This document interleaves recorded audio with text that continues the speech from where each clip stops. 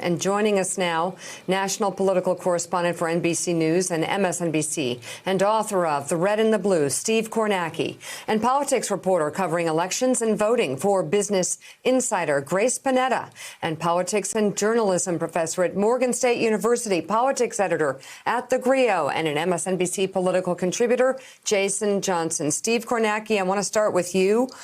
There are polls that have come out since the debate. Do we have any sense of public opinion since the president's diagnosis? Since the diagnosis, no. And I think what makes this even more complicated is that since the diagnosis, there's even sort of two levels of this. There was some polling that came out Friday after the diagnosis, but before the hospitalization. Then you have the hospitalization over the weekend. Then you have the ride last night in the SUV. So I feel there's all sorts of different mileposts here that keep changing the kind of variables here. So I think right now what we've got here is, especially through our NBC Wall Street Journal poll, a really solid look, I think, at where the electorate was in those days right after the debate, right before the story of the president and his diagnosis took over everything. Caddy K. Steve, I don't know what the president's doing this morning, but he has tweeted 18 times in all caps in the past hour. I don't know if that is because he's feeling much better or he's got a lot of pent-up energy that he needs to get out there, or we know that dexamethasone also makes you kind of jumpy and hyper, so maybe he's not sleeping very well. But if you look at what's happened in the polls since the debate and the claps, particularly amongst seniors and suburban women, really that real drop in seniors' support. Is there anything, do you think, the president can do over the next 4 weeks of this campaign to try and claw back some of that support from seniors?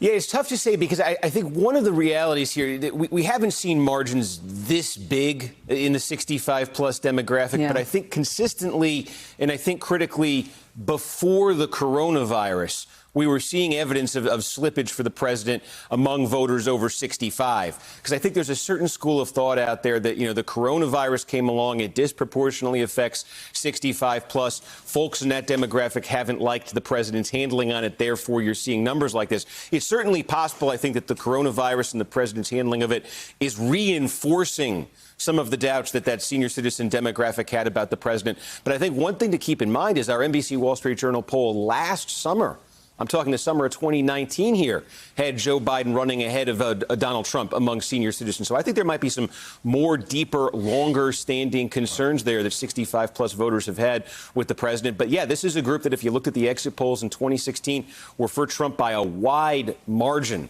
So to have this turnaround now where Biden's leading by any margin, that's a significant change. And another one that jumps out at me in our polling, too, here is you talk about the blue-collar white voters without a college degree. Trump continues to lead that group in our poll. His lead is 14 points.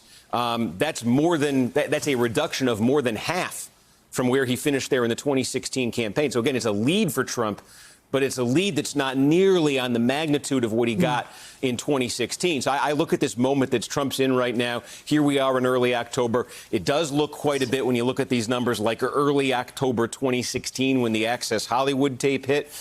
One thing that Trump was politically blessed with in 2016 was a very unpopular opponent, Hillary Clinton. I think the number, honestly, that probably has to alarm the Trump folks the most in this poll, it's the very simple question here of do you have a positive or negative view of the candidates? And Biden is 43% positive and 41% negative. He's above water on that question. Hillary Clinton, even when she got ahead by wide margins in 2016, was double digits underwater on that question. There may be just a very basic baseline level difference in how voters think about the Democratic candidate, how they think about Donald Trump's opponent, and that might be driving a lot of this.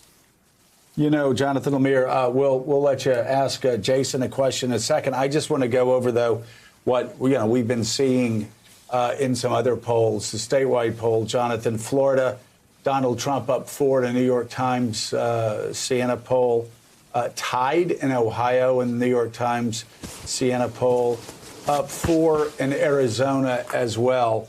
And you look, here's the 5 points, actually 5 points post-debate in the state of Florida. This is a state that just a week ago, Jonathan, you and I were comparing notes, and it seemed that the Trump campaign was getting ready to say goodbye to Wisconsin and Michigan, but focus more on Florida, feeling comfortable about Florida and starting to feel comfortable about Arizona.